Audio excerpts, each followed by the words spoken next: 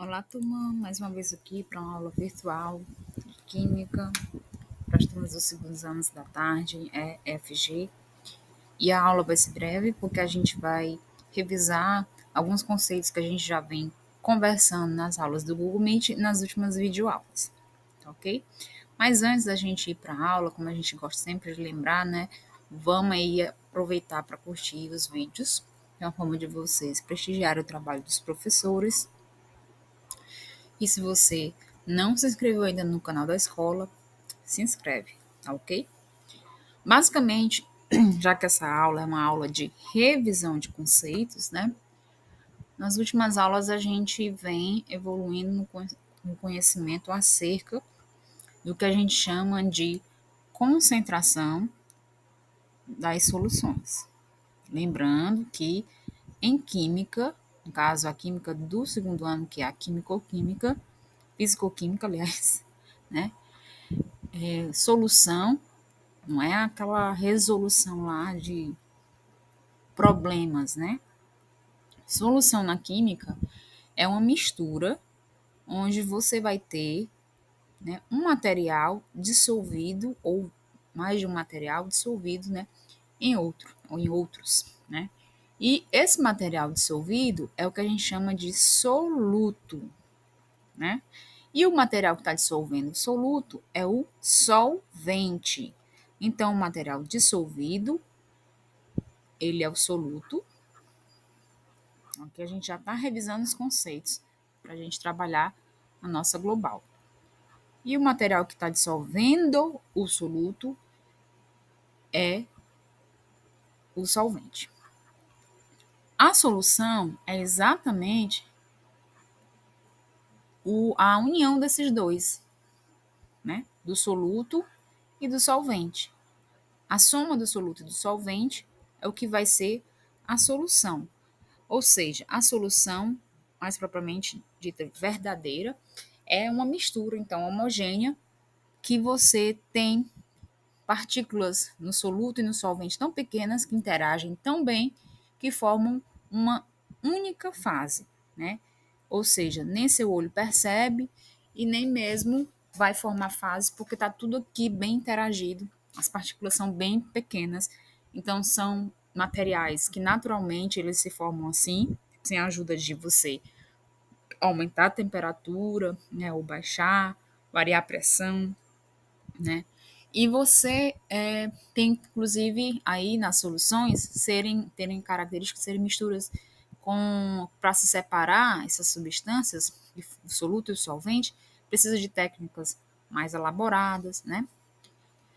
As quantidades em relação ao soluto e o solvente dentro da solução é o que a gente chama de concentração da solução. Então, concentração é a quantidade dos materiais que formam as soluções, as misturas homogêneas de uma única fase, onde o material está dissolvido em outro. Ou seja, então a concentração das soluções é a quantidade de soluto e de solvente, né, proporcionalmente para o solvente, dentro de uma solução. Como é que eu faço o cálculo dessas quantidades? O cálculo dessas quantidades a gente vai poder utilizar algumas maneiras matemáticas, né? Uma primeira maneira se chama um tipo de cálculo, né, dessa quantidade, dessa relação, dessa concentração, chamada de concentração comum, que basicamente é a proporção do solvente dentro da solução, em relação ao soluto, em grama por litro de solução.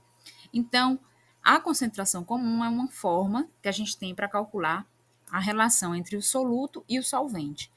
Ela é dada por uma formulazinha simples, C maiúsculo, M minúsculo, sobre V maiúsculo, onde C é a concentração comum, M, o que está em cima, sempre vai ser o soluto, a quantidade de soluto em grama, gente. Então, se lá na questão está em quilograma, está em tonelada, você tem que converter para grama. Daí, lá no início, a gente tem revisado unidades de medida e conversão. E o V é o volume da solução, né? Ou seja, basicamente referente ao solvente, né, em litro. Então, se lá na questão está em ml, você tem que converter logo para litro, porque senão isso aqui vai dar erro na sua resposta, tá certo?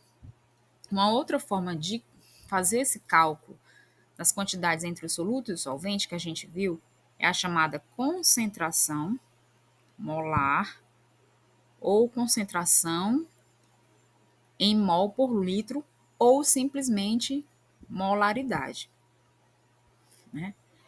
A diferença, basicamente, é em relação à forma que você vai quantificar o soluto. Ao invés de ser em grama, vai ser em mol.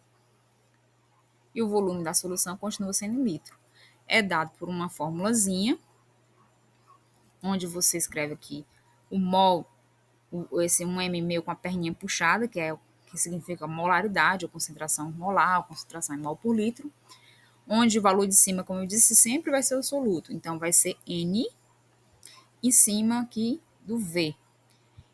Em cima sempre é o soluto. Então, esse N é o quê? É o soluto, mas é o número de mols do soluto. Então, se a questão está lá me dando a quantidade de soluto em grama, eu tenho que converter isso em mols. A gente já viu como é que faz isso, a gente vai já relembrar. E o V continua sendo a solução, o solvente, em litro. Tá certo? Então, vamos só relembrar como é que eu converto gramas em mols ou mols em grama, né? Vice-versa. Você tem que utilizar uma informação chamada massa molar. Então, a massa molar é a quantidade que tem em gramas cada um único mol de uma substância. Então, toda substância pura tem esse dado, porque esse dado é em função da composição da molécula de uma substância, que não muda. Vamos usar a água como exemplo para relembrar. A água é uma substância química, então tem moléculas. Cada molécula da água é formada por 2 átomos de hidrogênio e 1 de oxigênio. E a massa molar da água é dado, portanto, pela composição de cada molécula representativa da água, que são 2 átomos de oxigênio e hidrogênio. Então, você anota aqui primeiro os elementos. Tem quantos átomos de hidrogênio? 2. Tem quantos átomos de oxigênio? Não tem nada, professor, aqui. Quando não tem nada, é 1. Você vai multiplicar esses valores individualmente pelas massas atômicas. Uma molécula só vira molécula quando você soma os átomos. Então, individualmente, vamos falar aqui dos átomos que formam essa molécula aqui, a água. 2 átomos vezes a massa atômica de um único átomo de hidrogênio. Isso aqui não precisa decorar, tá lá na tabela periódica e vem na questão, quando for uma questão de vestibular, por exemplo. É 1, isso dá 2. E o oxigênio, a massa atômica é 16. Então, isso aqui vai dar 16. Acabou? Acabou não, você tem que somar.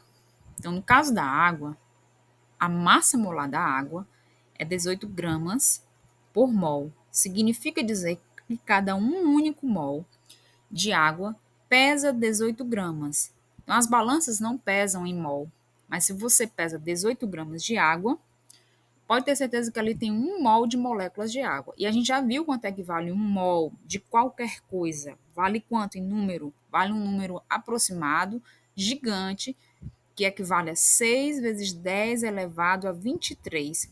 É como se fosse um 6 mais 23 zeros. Ou seja, porque as moléculas são coisas extremamente pequenininhas, e um pouquinho aqui, 18 gramas de água, né, consegue aí conter esses 6 zilhões, né, de moléculas de água. E assim, gente, a gente usou a água como exemplo, mas é com toda a substância.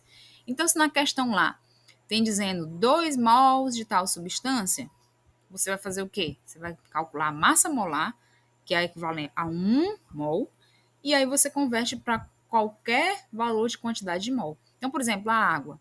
2 mols de água, se 1 mol é 18 gramas, 2 mol vai ser 36. 3 mols, 3 vezes 18, e assim por diante. Meio mol, 9 gramas. Então, você não pesa lá na balança mol.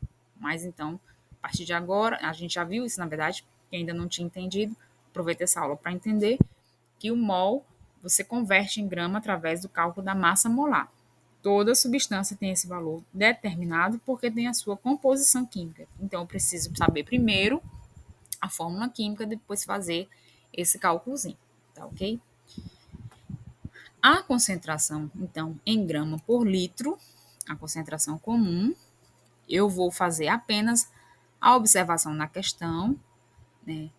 Se a massa está em grama e o volume está em litro, aplicar. Eu posso obter o volume tendo já a concentração e a massa? Pode. Você só vai aplicar na fórmula e converter.